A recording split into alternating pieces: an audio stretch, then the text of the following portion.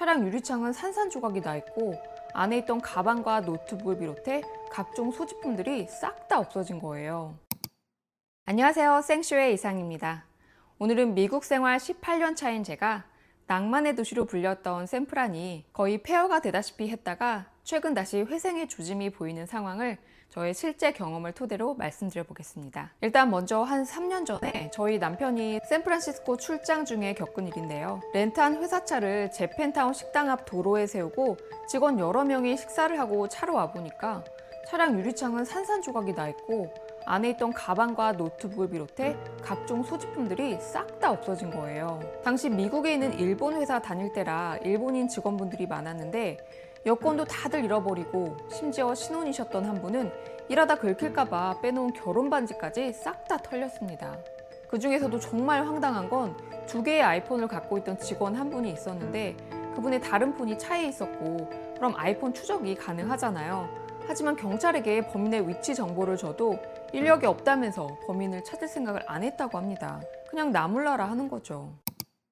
그 이후로 남편은 샌프란 출장 갈 때 트라우마가 생겼는지 차를 길가에 주차하고 식당 가는 것을 절대 못합니다. 한 번은 샌프란의 유명한 슈퍼두퍼 버거를 먹으러 갔는데 저야 뭐 그런 일이 또 생기겠나 싶어서 그냥 식당 가서 먹자고 했지만 남편은 절대 안 된다며 저는 차에서 기다리고 남편이 햄버거를 사와서 차에서 먹었던 기억이 있어요. 정말 햄버거 하나도 맘 편히 못 먹는 나라, 이게 말이 됩니까? 아무튼 그 이후 저도 한 2년 전에 출장 겸 여행으로 샌프란을 또 다녀왔는데요.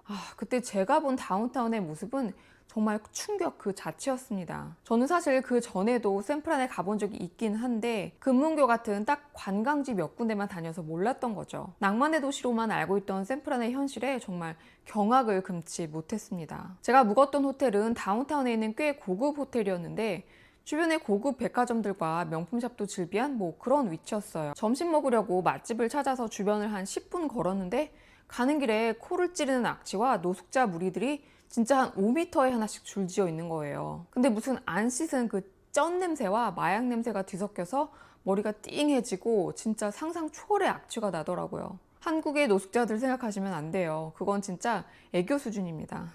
게다가 다들 눈은 풀려있고 허공에 소리 지르면서 위협적인 행동을 하는 사람들도 있고 저는 무슨 좀비 타운을 걷는 듯한 기분이 들었어요. 어떤 노숙자는 아예 매트리스를 어디서 구해왔는지 자기 집 안방 마냥 길거리에서 매트리스를 깔고 이불 덮고 아예 누워있기도 하고 심지어 어떤 노숙자는 저에게 국어를 하더니 제가 시선을 이렇게 딱 피하니까 막 F 욕을 하고 침까지 뱉는 거예요. 만약에 그 노숙자가 흉기라도 들고 있었다면 어쩔 뻔했을까요? 생각하면 정말 아찔합니다. 대부분이 마약에 중독된 상태라 어떤 짓을 할지 모르니까요. 실제로 그 전해에 LA에서는 대한항공 여승무원이 노숙자에게 칼에 찔려 중상을 입었다는 뉴스가 나기도 했었죠. 제 출장 기간에는 다운타운에서 총기 사건이 실제로 있기도 했고요.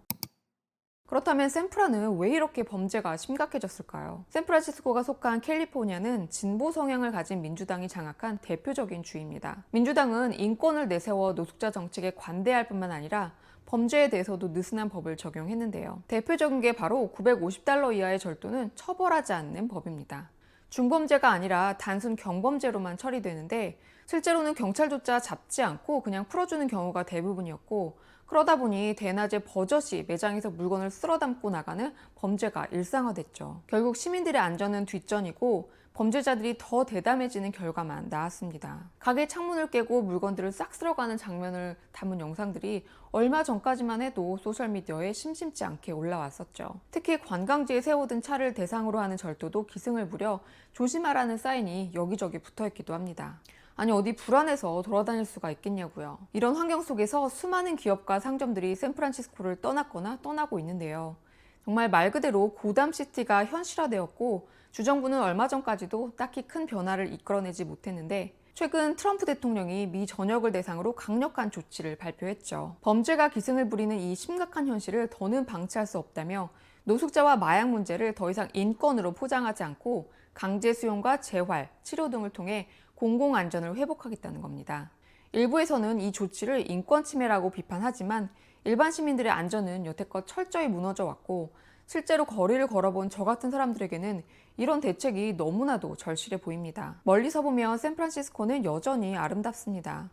하지만 가까이서 본 현실은 무너진 도시이자 미국 사회의 민낯이었습니다. 노숙자와 범죄 문제를 인권이라는 이름으로 계속 방치하는 게 맞을까요? 아니면 강력한 조치를 통해 시민들의 안전을 지켜야 할까요? 여러분의 생각은 어떠신가요? 댓글로 많은 의견 부탁드립니다. 감사합니다.